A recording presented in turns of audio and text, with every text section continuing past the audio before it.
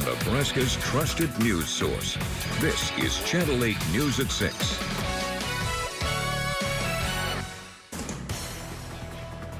Coming up tonight, budget battles. We sit down with 3 Nebraska superintendents, how they're planning to ensure their schools get the funding they need this year. Also tonight, summer graduation. The UNL summer commencement is just a couple of weeks away. How many degrees the university is planning on handing out. And paying respects, how the state is coming together on the day of Crete Chief of Police Gary Young's funeral and procession. And that's where we begin tonight, remembering the life of Crete Police Chief Gary Young, who spent more than 40 years on the force there.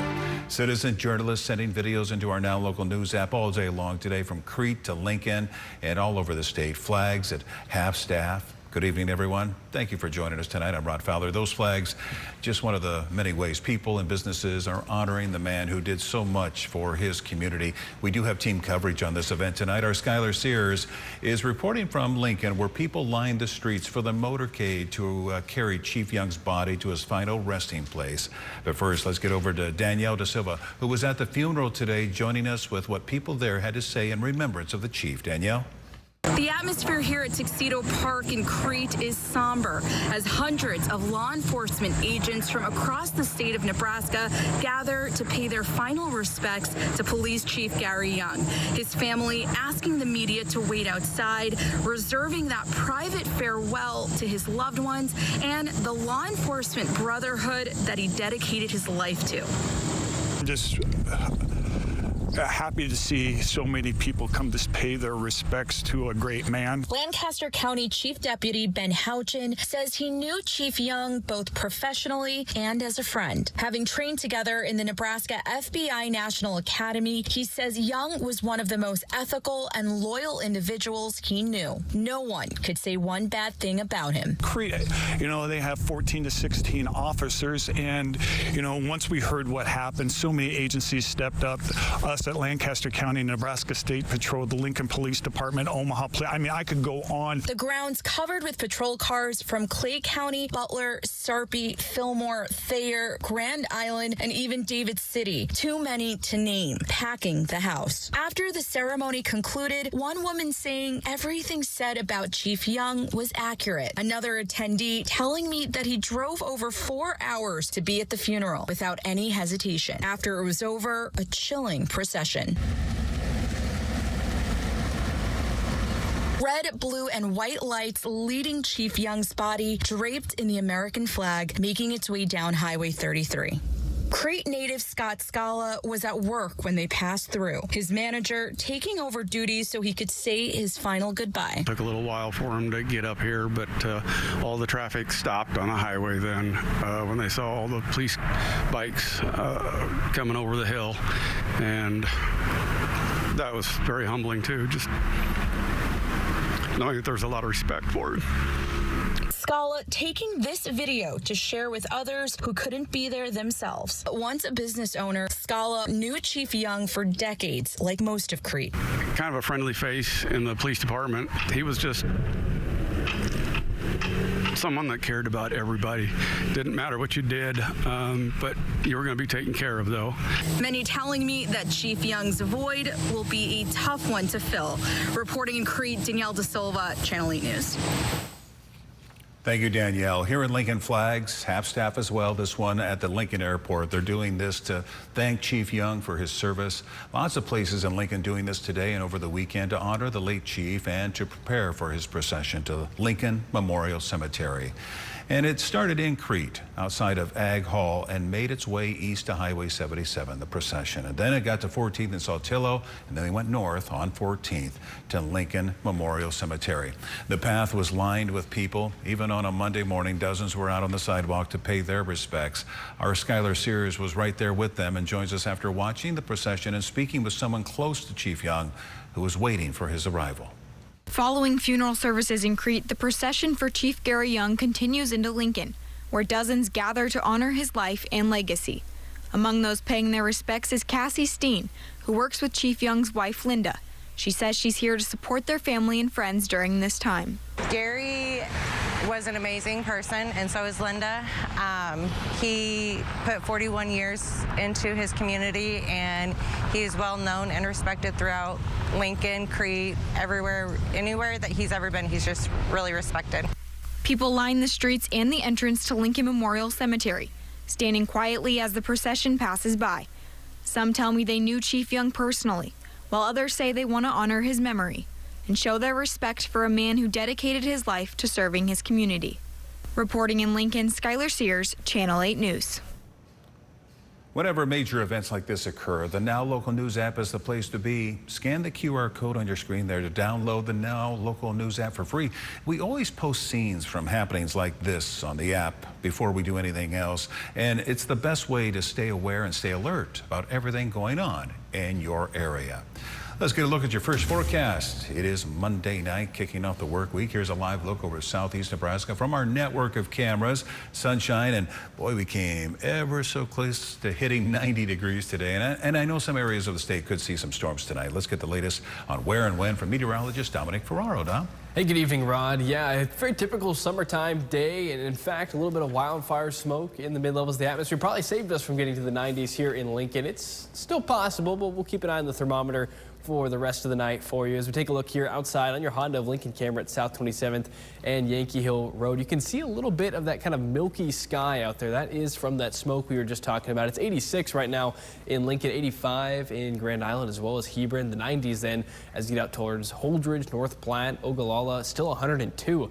Out in McCook. They're probably one of the warmer spots across the state today. Then we turn our attention then to the radar with a few showers and thunderstorms trying to get going now on an incoming front. We will see then the potential for a few strong to severe storms in this green shaded area. That's your marginal level 1 out of 5 risk from north central Nebraska down towards the southwestern corner of the state. Large hail and damaging wind would be the main concern in any storms that are able to then reach that severe criteria tonight. As we head then into the day on Tuesday, starting your day out in the upper 60s with chances then for showers and thunderstorms, those scattered in nature as we go throughout the afternoon. A low severe weather threat, but rain can certainly be an issue as we see repeated rounds of rainfall both there on Tuesday afternoon and evening and into the day on Wednesday. We'll have a better look at those chances and coming up in a few minutes. All right. Thank you, Dominic. Talk to you later. Stay with us. We have more heading your way after the break, including payment plan, how 3 superintendents in Nebraska are preparing to secure funding that will improve the experiences of their students this year. Stay with us. We're back in just 1 minute.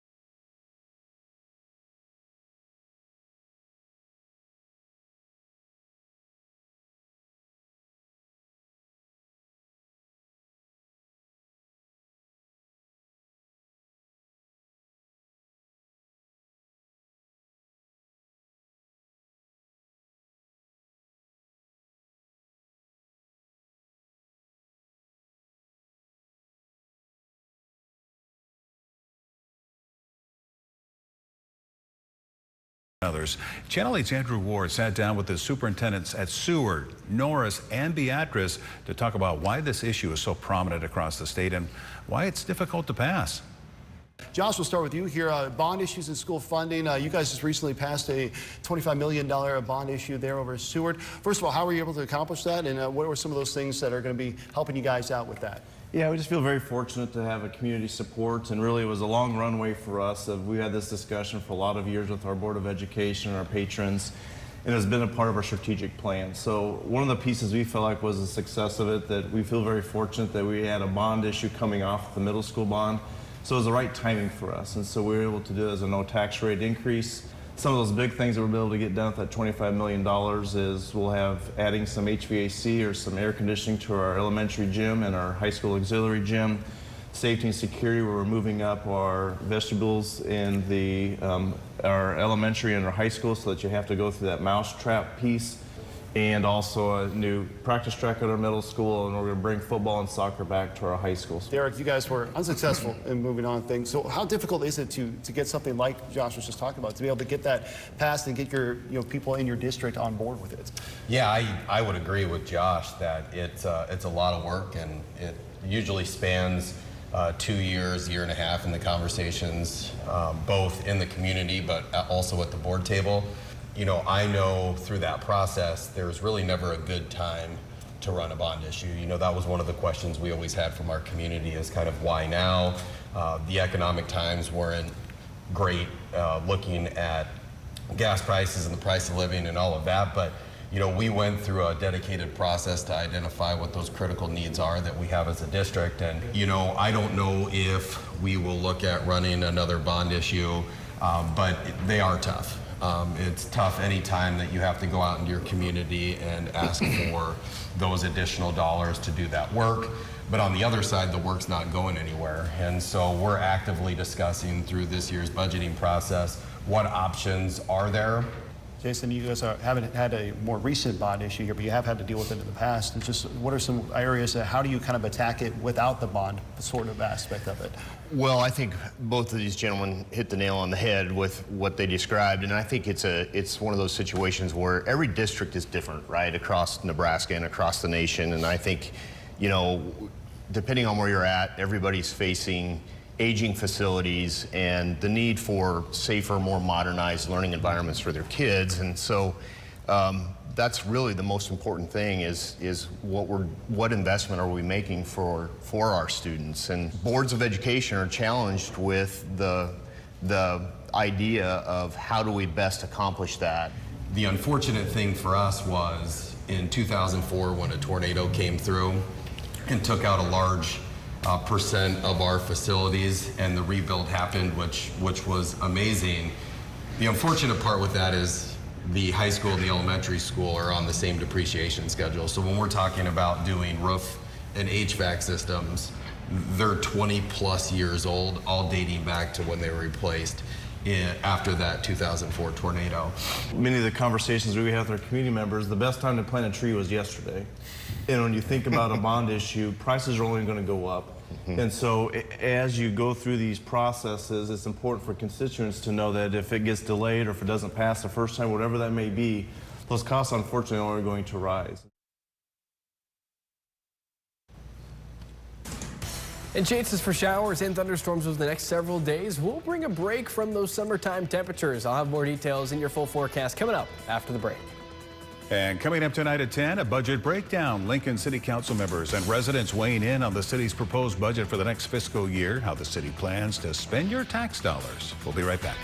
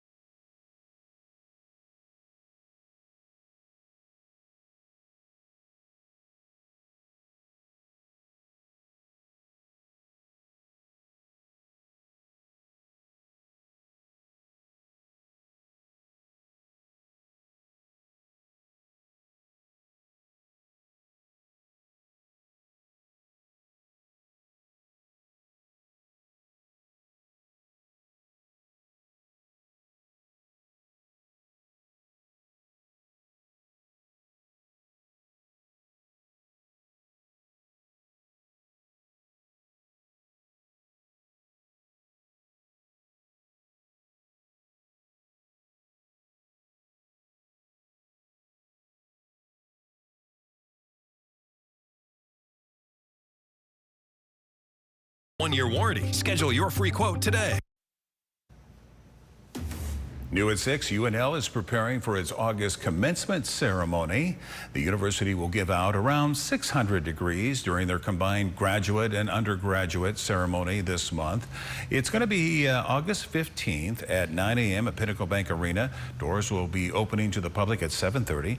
Doctoral, master's, and bachelor's degrees will be awarded in the ceremony. Now, no tickets are required for the ceremony, and there is no limit to the number of guests per graduate. Now, your Storm Alert Team Forecast with meteorologist Dominic Ferraro. If you've been looking for a break from some of those warmer temperatures, well, I may have some good news for you as we head into the middle of this week. It will come, though, at the expense of a few storm chances over the next several days here. Starting out tonight, mainly looking at isolated severe storm chances for portions of central Nebraska. Now, this will try and move its way off to the east, and we'll see here in a little bit that it might not quite be able to get there, giving us a couple sprinkles then for the start of our day on Tuesday, but better chances for scattered showers and storms as we go throughout the afternoon on Tuesday and again into the day on Wednesday, which will then help bring some of those cooler temperatures here into southeastern Nebraska. Now, we've been talking about the haze here and the smoke that we've seen from those wildfire smoke, mainly for areas of the Pacific Northwest, but it's it made a little bit of an impact here in the capital city. One thing that could happen, though, with this passing cold front is that colder air usually likes to sink, and that could bring down then a little bit of that smoke closer to the surface. This is your near surface smoke on one of our weather models that we have here by Tuesday morning here, and looks like we may see that kind of linger around with that cold front as it moves into the area. So if you're sensitive to that sort of thing and have a couple maybe just things to monitor there, if you have any outdoor plans coming up with folks either with asthma or respiratory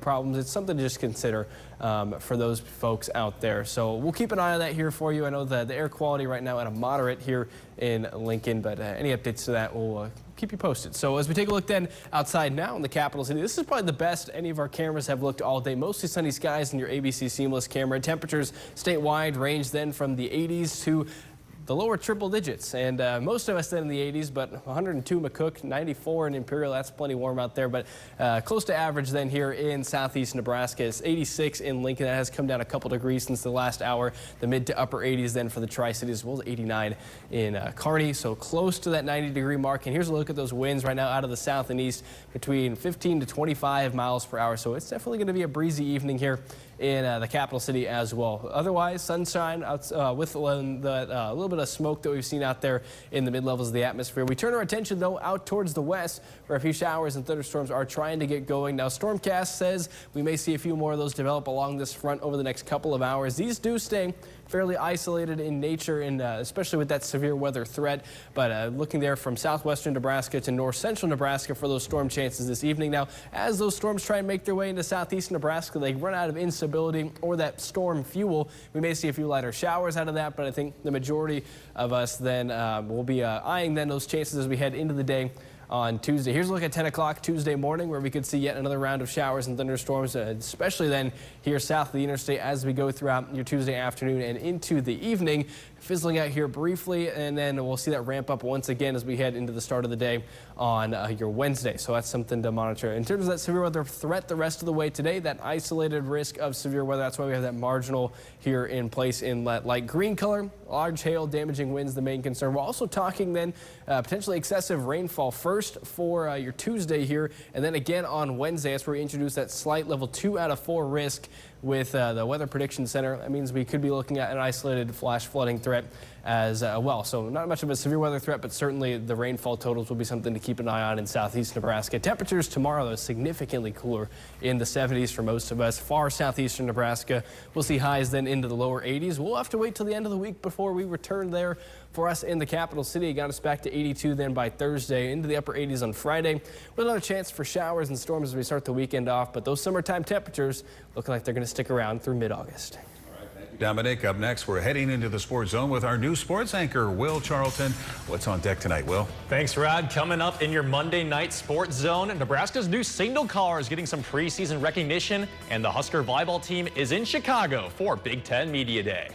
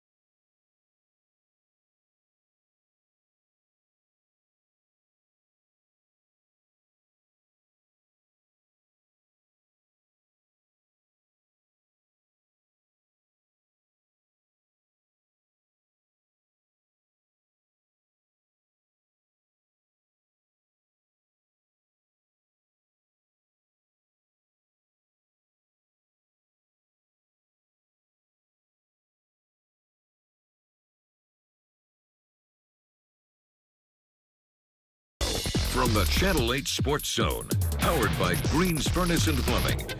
Here's Channel 8 News Sports. The Channel 8 News Sports Zone.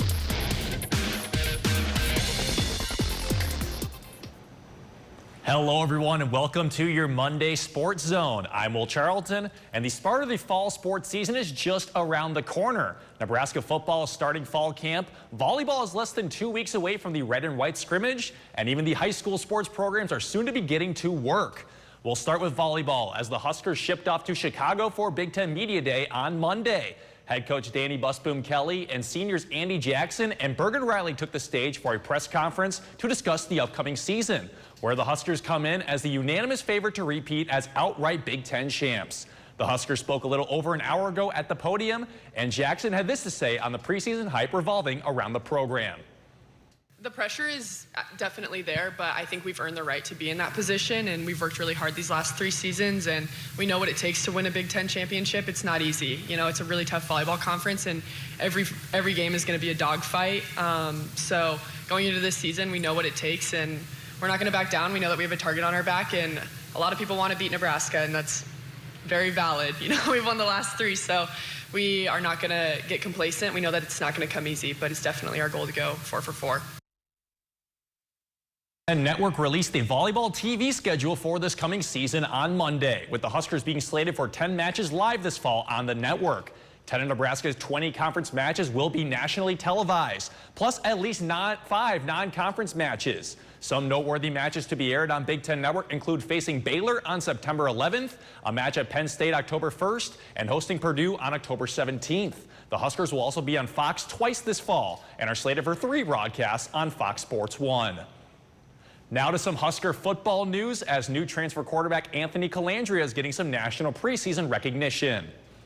Calandria transfers to Nebraska from the University of Nevada, Las Vegas, where last year he was named the Mountain West Offensive Player of the Year. Through 3 college seasons, Calandria has passed for over 7,500 yards and 49 touchdowns. He also has over 1,100 rushing yards and 12 scores on the ground. He's among 81 players on the initial watch list, including being one of the 17 named from the Big Ten, which is the most of any conference. The Maxwell Award will announce semifinalists in early November, while the 3 finalists get announced on November 24th. The award will be handed out on December 10th during the College Football Award Show.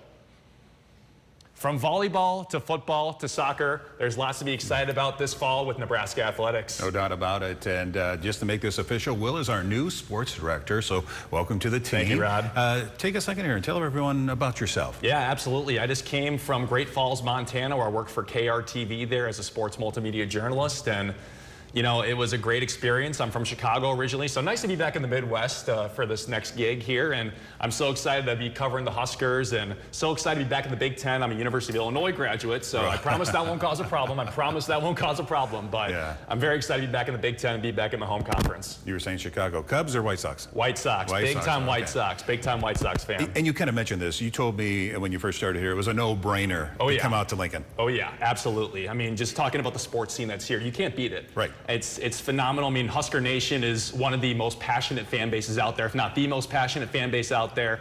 I'm so incredibly excited to get to connect with this community, watch the Huskers, obviously cover the Huskers, and seriously, no-brainer to come out here. I'm so incredibly excited to be part of this team. And we have so many other great schools with athletic events. Absolutely. And great teams. High school sports scene, fantastic as well. Yep. Well, officially welcome. Good to have you, all right? Thank you, Rod. Appreciate it. Happy to be here. Let's get a final look at the forecast with Dominic Ferraro. How's it look tonight? Yeah, we got a couple storm chances. Quick welcome, though, to Will, to the sports team. As a Cubs fan, we've agreed to bury the hatchet over here, so we'll be all right going forward. But let's talk storm chances tonight. Monday here, north central Nebraska to southwest Nebraska, that marginal of a 1 out of 5 risk. We could see an isolated severe storm or 2. That storm chance, though, with that passing cold front does knock your temperatures down then for your Tuesday, the 70s for most of the state. And we stick around the 70s on Wednesday as well, with chances for showers through the midweek. All right, thank you, Dom, and thank you for joining us. Enjoy your night. We'll see you back here at 10 o'clock.